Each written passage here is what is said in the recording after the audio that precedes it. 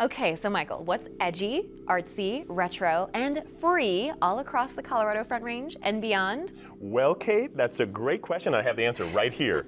It is Birdy magazine. The Denver-based Birdy magazine showcases local artists through their mission of creating an awesome alternative culture magazine. So the first time I saw one of these was at the Denver Zine Fest in I think 2015, and I knew I had found my people. I love it. Contributing producer Alex Tuscanes introduces us to the Birdy creators, giving us a glimpse into the team that's keeping print alive.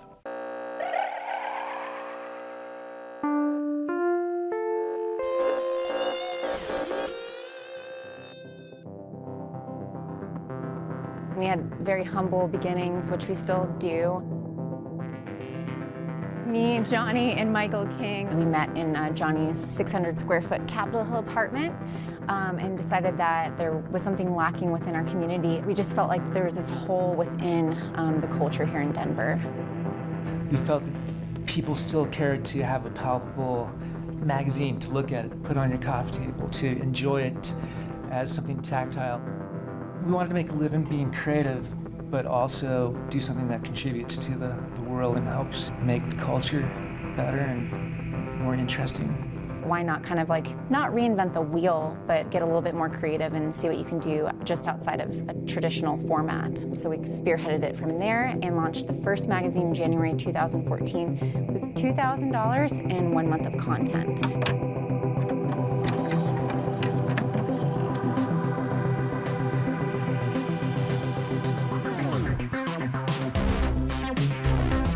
Our style is just Birdy magazine. If we could have like holographs coming out of Birdy, we totally would do it, you know? We love 70s and 80s, the old school vibe, digital art, but mixed in with that analog feel. We're, you know, influenced by film and punk and music. A lot of people would classify like what we print as kind of a lowbrow art style, but we love contemporary art, abstract, poetry, comedy, and irreverence. One of our baseline fundamental pillars of Birdy is art as resistance. You know, even if you're not able to go out there and march or you don't have money to give, making art in and of itself is the ultimate form of resistance in our opinion. Nonviolent. Yep. Artists are really brave people. We really do think that we need to respect art and the disenfranchised, the misfits of our community, the underrepresented, that might not necessarily get into another publication. We print what we want. When we started, we had no submissions, and now it's just non-stop. It's not just art, it's writers, it's comedians, it's filmmakers, you know, bands. You know, we're able to represent a place for people that you know, don't usually have a place to shine. Just, you know, a platform of diversity, inclusivity. We're quite multi-generational, multi-background, and that's really important. Obviously, we do have some, you know, language in our magazine, but it's an all-ages publication. There's nothing more exciting to me to print a little 6-year-old's cartoon because it is beautiful. It's art. Hopefully, anybody can pick it up and appreciate it. We fought to have good quality product. So the cost of it, yeah, it's a pretty penny to make it. Our model for advertising is quite different. We actually don't call them advertisers, they're friends and benefactors. But yeah, the large majority of our funding comes from those advertisers. We design about 90% of our ads. We're creating your own custom piece of art every single month.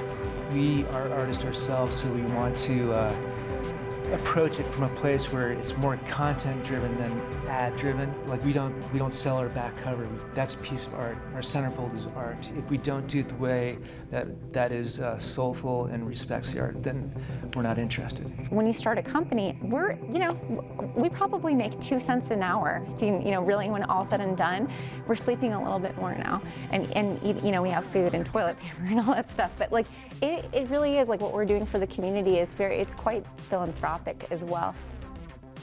Art is worth a lot, you know, like people don't value it like we feel that they should. And when we began, you know, the whole print is dead mentality was out there. And that was really scary and difficult, and we got a lot of lashback at first, you know, from different people. Hey, you're never gonna be able to, you know, make this a thing, but it's just perpetually growing. Revenge of the magazine. They said it couldn't be done, but they're doing it. You can pick up new issues of Birdy each month. That's right. They're all over the city. Find out where at birdymagazine.com.